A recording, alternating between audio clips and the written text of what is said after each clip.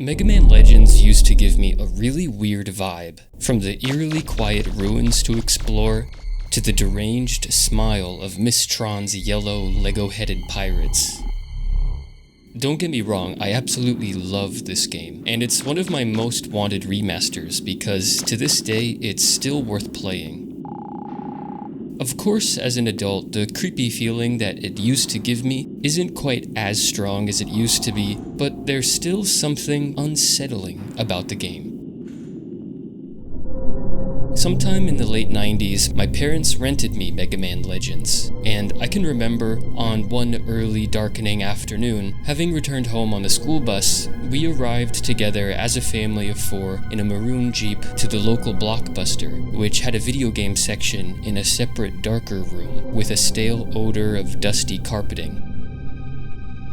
Lined up in rows on the black painted wooden shelves were the reflective glassy boxes of the PS1 games. And there it was, Mega Man Legends, featuring Mega Man prominently centered in his iconic blue armor staring out invitingly at the gamer.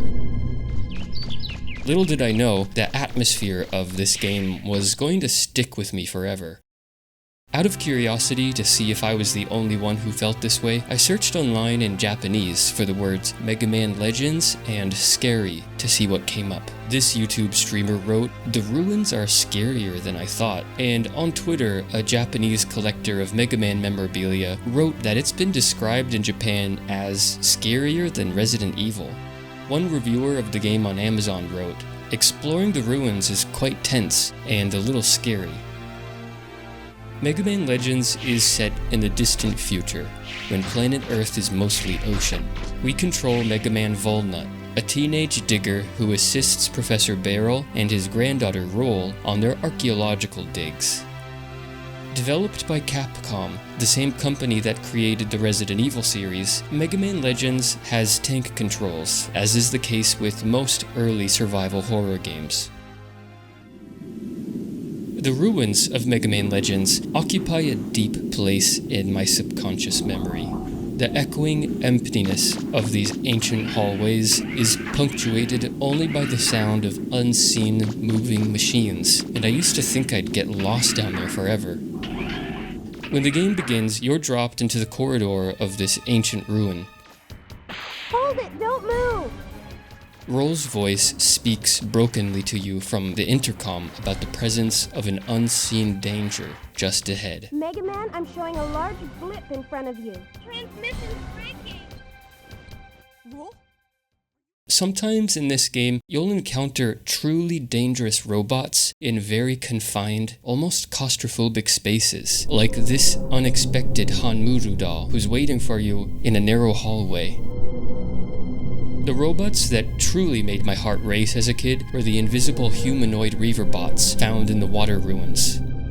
These robots patrol the floor areas of the dungeon, and the player is only able to hear them charging at you. Suddenly, they become briefly visible just before landing an attack. The area of the ruins that gave me the creepiest vibes is the basement of the main gate. At the bottom of this tower are 3 strange doors. Once going through the doors, Mega Man Juno is awakened, and ominous organ music begins to play as he reveals, with a sinister smile, his intentions to commit genocide. We track him down through this white labyrinth filled with large, spider-shaped gold robots, where this bizarre, pulsating ambient track plays in the background.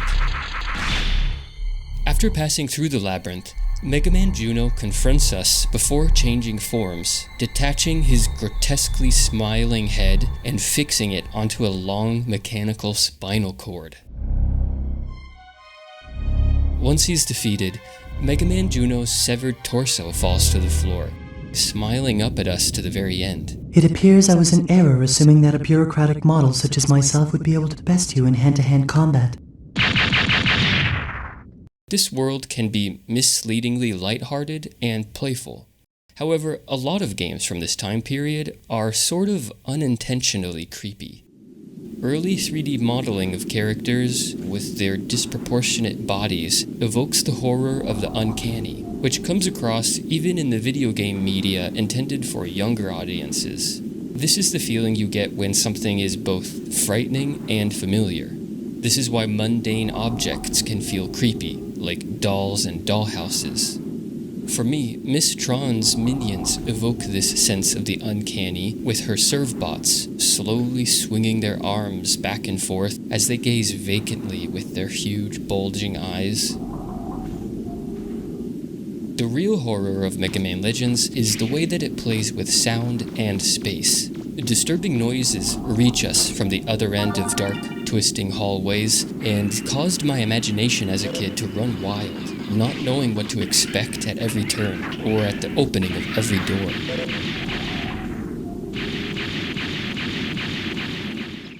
The overworld, with its verdant grass and glowing blue sky, managed to give me a strange feeling as well.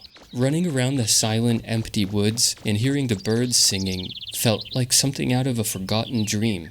This dreamlike feeling was enhanced by the strangeness of certain aspects of the wilderness, like the wooden sign with its ridiculous handwriting scrawled onto it, pointing to town, almost as if it was out of a childlike fairy tale. Even more dreamlike is the way that this wilderness transitions abruptly into the shopping area, the way that a dream moves transitionlessly between dream spaces.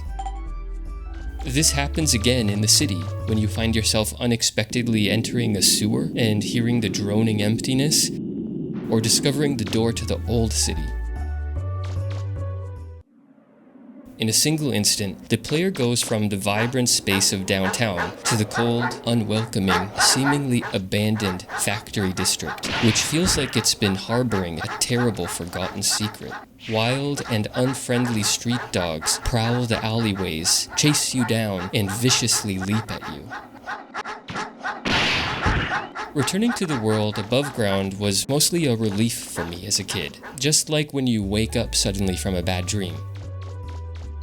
The forest in the city, though strange in themselves, felt like the safe rooms of PS1 horror games, where you saved your game and knew that monsters would never reach you, even if they were just on the other side of the door.